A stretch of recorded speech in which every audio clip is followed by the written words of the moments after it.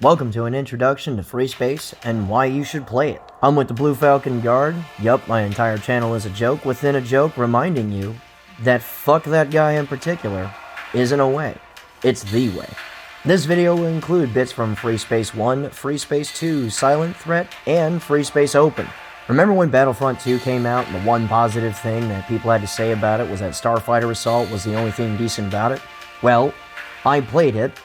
And I played Starfighter Assault, the game with social justice inserts, otherwise known as Star Wars Squadrons. I remember starting to criticize about 1,000 things about it, besides the rather obvious questions like, why World War II dogfighting in space, in which the answer is always, well, because dogfighting is fun, idiot.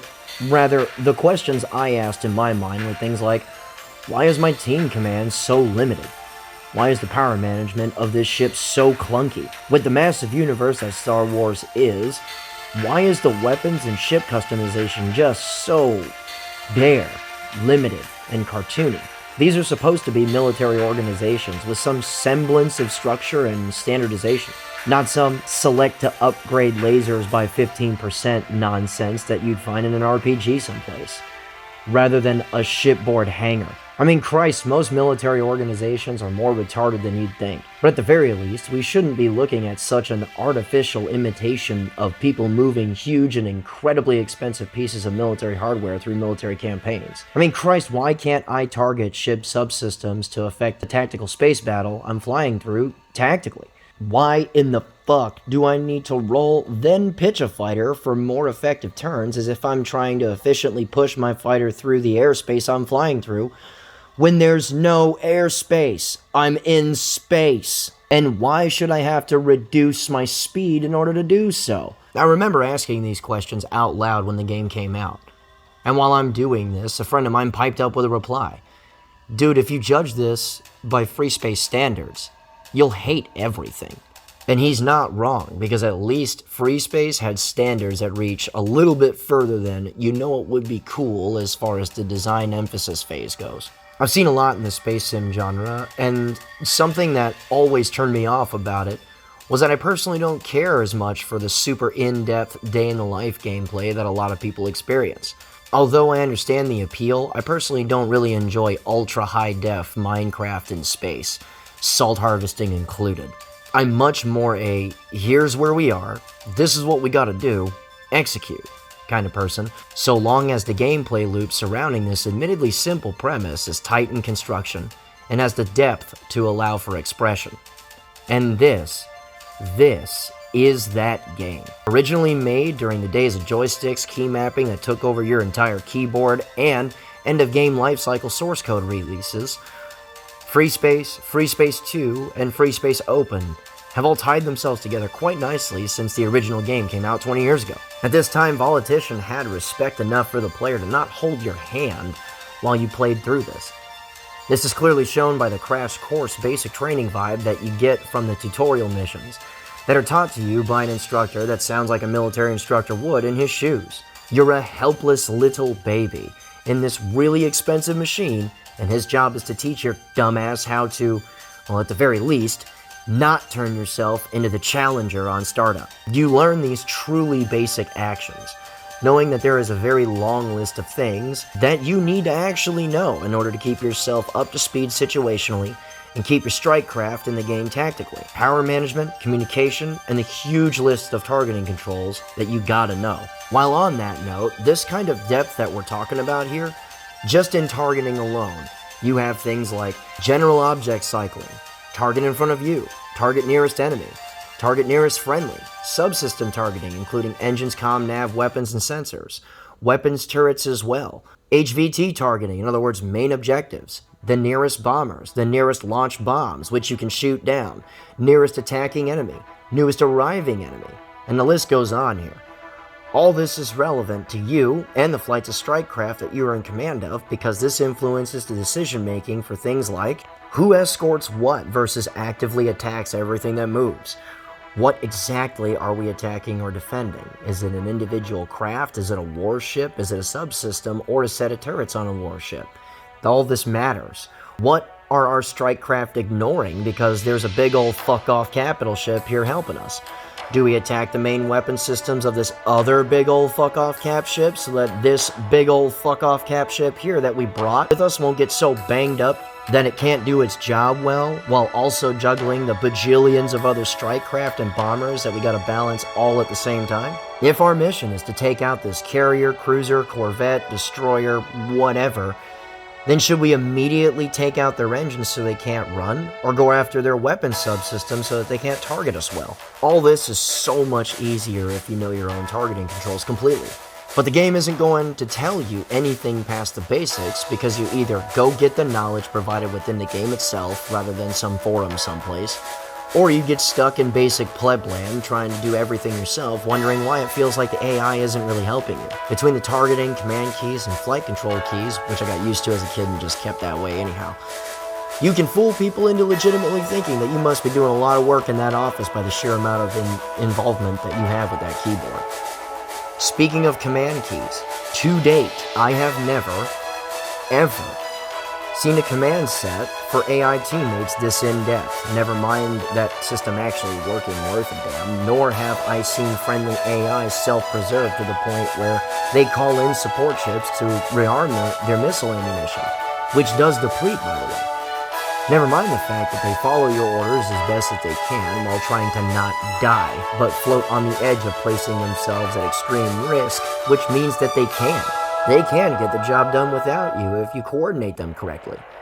But your skill can save quite a few lives and make things significantly quicker. Wild thing is that all of them are nameless.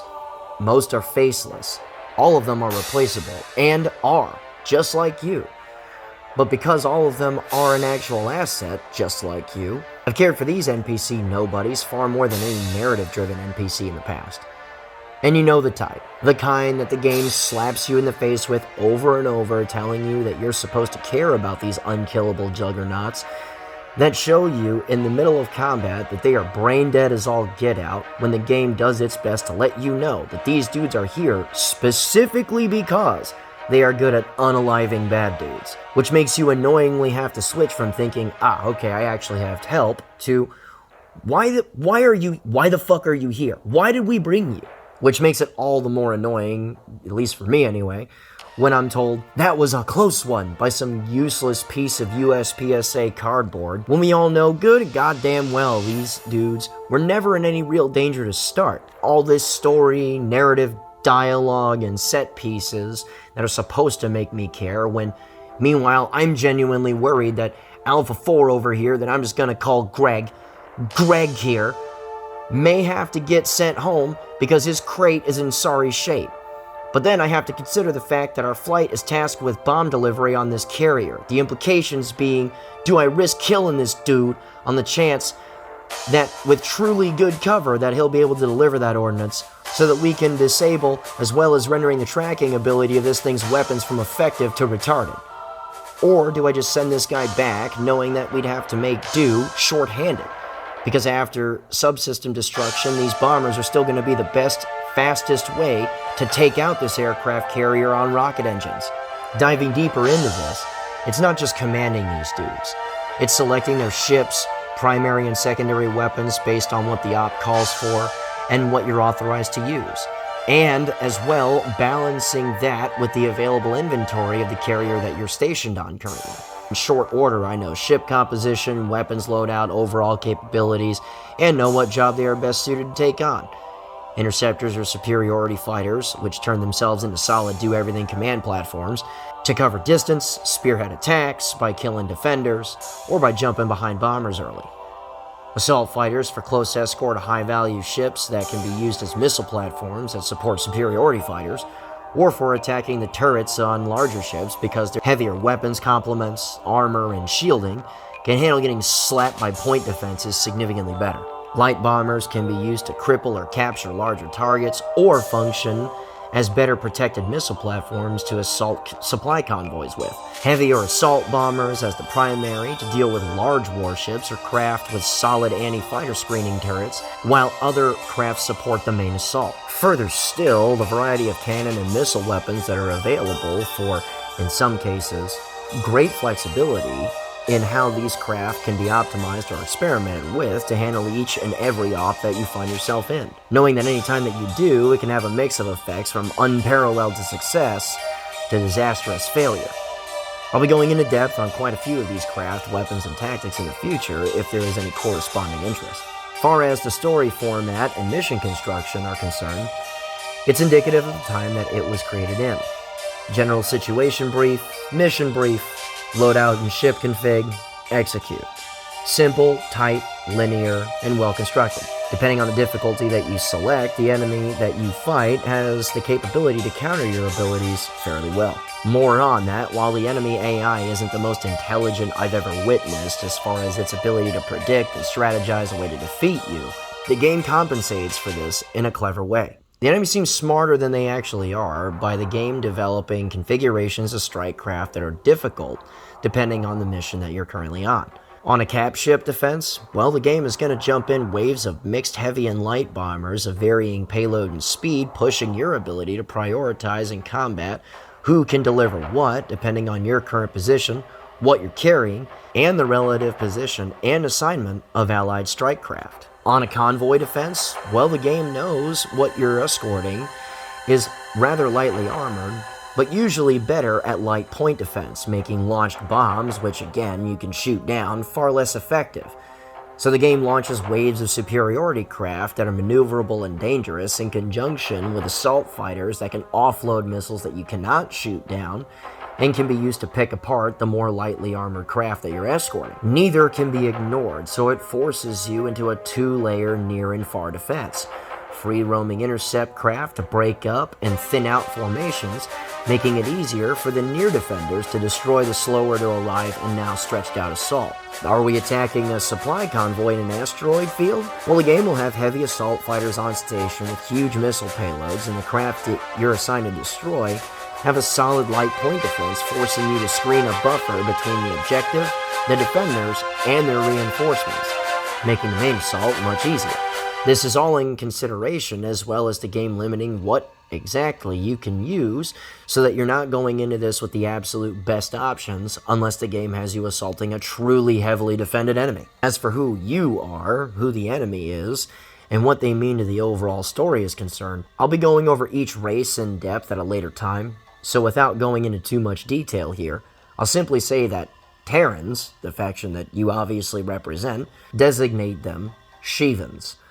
They, as the main enemy in FreeSpace, are numerous, individually powerful, employ swarm tactics, and absolutely have the ability to roll your shit up in seconds if they're underestimated. They are a true symbol of Lovecraftian horror if I've ever seen one.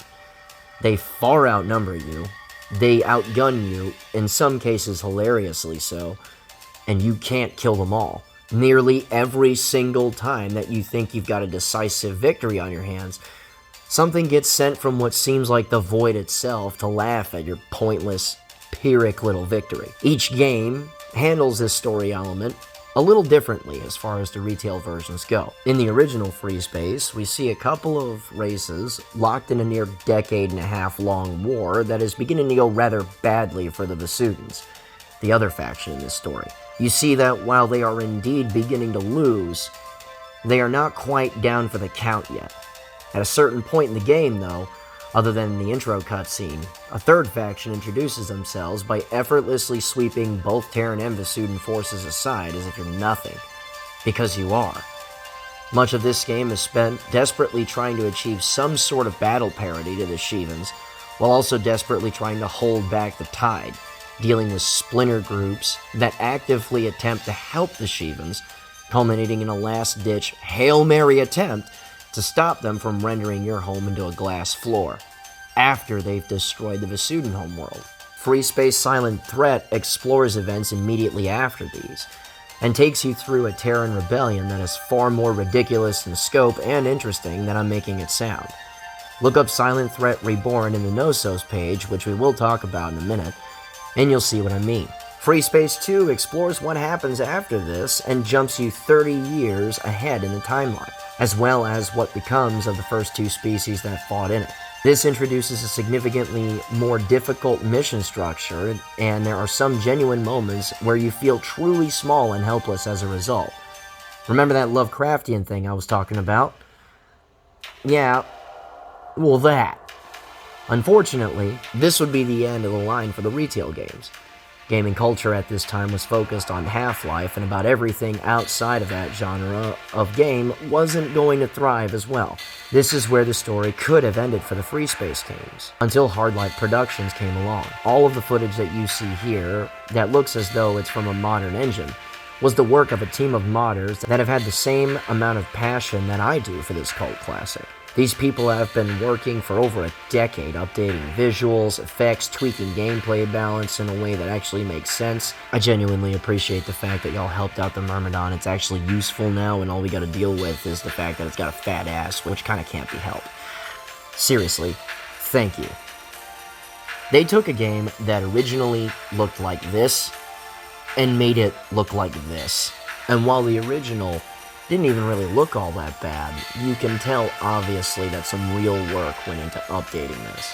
Also, you'd think that getting this up and running with all these mods would take a ton of work, plus a whole bunch of nerd shit. They totally understand this. So the team developed the Knossos portal. There's quite a few solid places to go as far as YouTube in order to install this launcher and mod lists, so that it's real simple, and the end result is a page that operates very similarly to Steam's community mod download launcher. This makes it possible to see the game imagined with modern hardware, and also take a few looks at some fan-made campaigns that look into, frankly, all kinds of stuff. From what happens after FreeSpace 2, my personal favorite is Aftermath 1 and 2, to playing the first game from the perspective of the bad guys, which is endlessly fun, and I've played it about 1,000 times.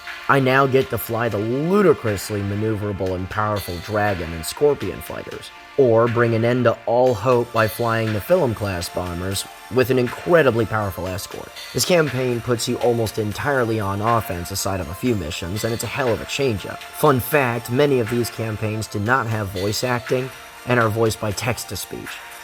So in this campaign, I actually loved that fact, because I can pretend that I'm using translation software to listen in on these helpless little children while I burn their neighborhood down. It's incredible.